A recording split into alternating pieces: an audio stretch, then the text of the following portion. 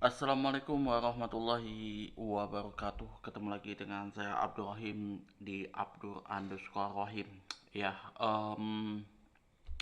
teman-teman, saya mau sharing ke teman-teman, apa ya, berbagi sesuatu dengan teman-teman ya, bahwa ada teman saya yang bertanya ini kan,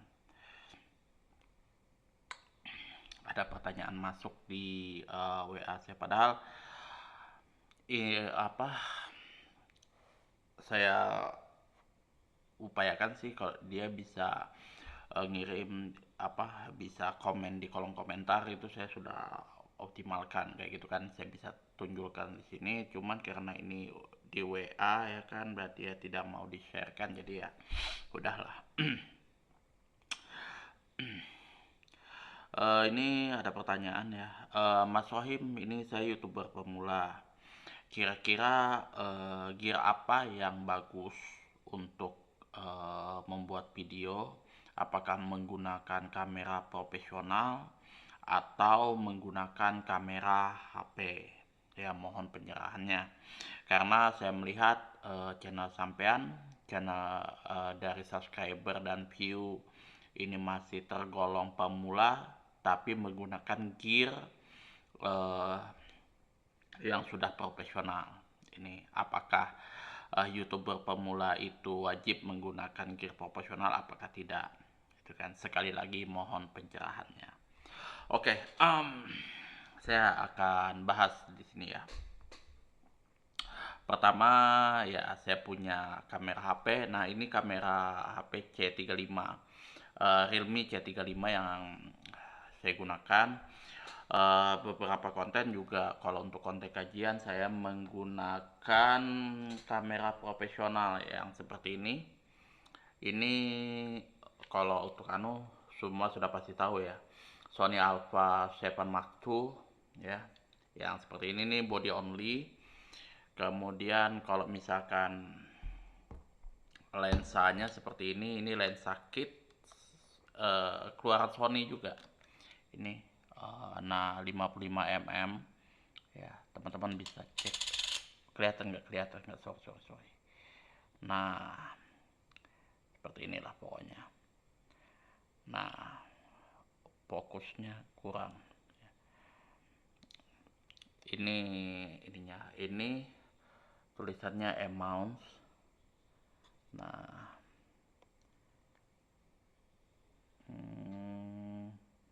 nggak kelihatan. Saya 2870,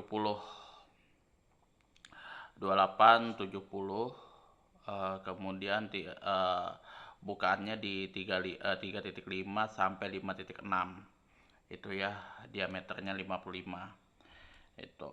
Ini untuk lensanya.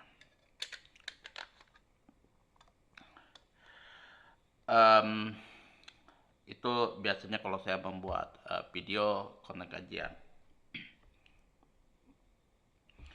Jujur, antara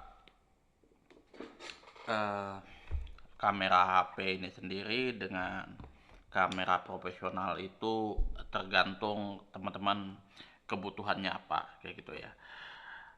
um, dari sisi plus minusnya, kalau saya melihat itu, kalau untuk kamera HP perawatannya nggak begitu ribet, kemudian pengaturannya juga ya nggak, ya dari sisi perawatan, pengaturan, kemudian kualitasnya untuk standar sosial media pun juga sudah mumpuni di situ ya. Jadi ya, untuk menggunakan kamera HP pun nggak ada masalah itu ya.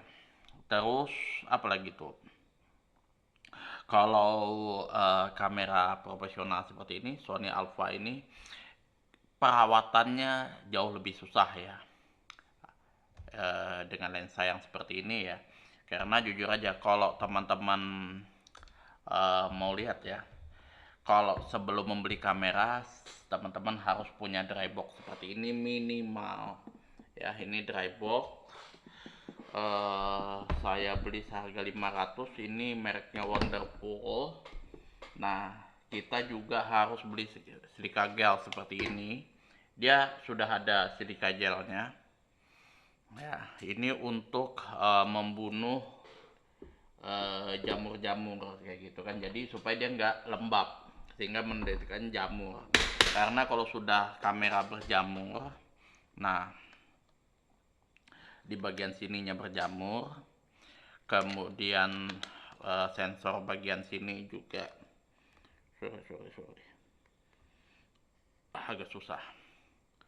Nah, sensor di bagian sini sama yang di bagian bodi kamera itu berjamur, wah sudah ribet sudah. Itu perawatannya itu ya. Kemudian apalagi settingannya pun juga lumayan ribet ya. Kita kalau misal eh, bisa juga sih kalau misalkan kita menggunakan di sini menggunakan mode yang di sini. Nah, oke, kalau misalkan teman-teman mau buka yang video kayak gitu. Nah, itu bisa kayak gitu kan. Cuman ya untuk konten kreator pemula sih mungkin kayak gini ini agak bingung terus ngatur pencahayaan apa segala macam ya, rada susah kayak gitu kan. Senang yang langsung instan cepet ya gitu kan, begitu tek langsung kelar urusan kayak gitu ya. Saya sarankan sih di pakai kamera HP aja. Kemudian apalagi, ah bobotnya ini jauh lebih berat ya. Kan kalau misalkan kamera profesional itu kan dia mesti bersamaan nih dengan ini. Coba saya buka dulu ya. Ah, dia kan mesti seperti ini nih. Nah, kalau kita pakai buat ngevlog, uh, itu beratnya nauzubillah ini. Tapi memang kalau dari sisi kualitas jangan ditanya. Kalau untuk ini sama ini jauh kayak gitu ya. Kenapa saya suka yang ini kayak gitu kan. Cuman bobotnya jauh lebih berat ya. Ada juga yang ringan, eh, yang jauh lebih ramping lagi daripada ini. Itu yang Sony Alpha A600, A6000 kah kalau nggak salah, itu yang lebih ramping. Itu yang kalau ini kan full frame, kalau itu APS-C, itu di bawah daripada ini. Nah, kalau ini teman-teman lihat ya, kalau kalau misalkan full frame, sensornya itu lumayan besar. Nah, seperti ini dia. Ini 24 MP seperti itu. Bentar dulu, saya anukan lagi ya. Kayak gitu. Kalau full frame itu jujur sensornya jauh lebih besar. Kayak gitu. Berbanding dengan APS-C. Dan APS-C itu sendiri sih kalau ini full frame itu pasarnya jauh lebih kecil ketimbang dengan APS-C. APS-C kan untuk ya mungkin agak menengah ke bawah kayak gitu. Jadi ya profesional nah bisa menggunakan APS-C yang murah-murah aja. Kemudian apalagi? Nah, kalau teman-teman menggunakan cuman di TikTok, kemudian di Instagram, YouTube, Facebook dan lain sebagainya, sosial media, itu em, gimana? Kalau kamera handphone C35, Realme, apapun itulah, itu sudah mumpuni itu ya. Jadi sudah sesuai dengan apa namanya? Sudah sesuai dengan tempatnya kayak gitu ya. Jadi kalau teman-teman ke Ulu Mahakam seperti itu ya, ke Kutai Barat kayak gitu. Nah, mobilnya jangan mobil Ferrari, Lamborghini kayak gitu. Ya, Lamborghini itu contohnya yang seperti ini. Kayak gitu, tapi ya istilahnya Innova, Pajero tuh sudah mahal-mahal dah itu. Atau juga Hilux itu. Kalau misalkan sampean ke sana ke Ulu Mahakam ke daerah Kubar itu menggunakan Lamborghini dan Ferrari stuck dia punya di situ karena lubang-lubangnya banyak itu ya, dan banyak jebakan-jebakannya di sana. Itu salah satu ilustrasinya kayak gitu. Kalau misalkan yang lebih profesional, misalkan ada apa namanya, ada interview, kemudian podcast dan lain sebagainya, ya alangkah lebih baiknya bukan menggunakan kamera HP tapi menggunakan kamera-kamera yang profesional kayak gitu. Untuk fotografer atau video-video ya yang jauh lebih bagus ya, ini saran saya. Tapi kalau yang ya pribadi kayak gini ngobrol-ngobrol seperti ini ya kamera HP. Itu sih anunya. Dari sisi kualitas, hmm, antara HP sama profesional kayak gini sudah jangan, gak usah ditanya lagi ya. Kalau tadi saya tunjukkan sensornya ini tadi yang ada di dalam, ya seperti ini. Nah, besarnya seperti itu ya. Ini sensornya. Bentar. Sekarang coba kita bandingkan sensornya HP, ya kan? Cuman segini atau ya sini aja.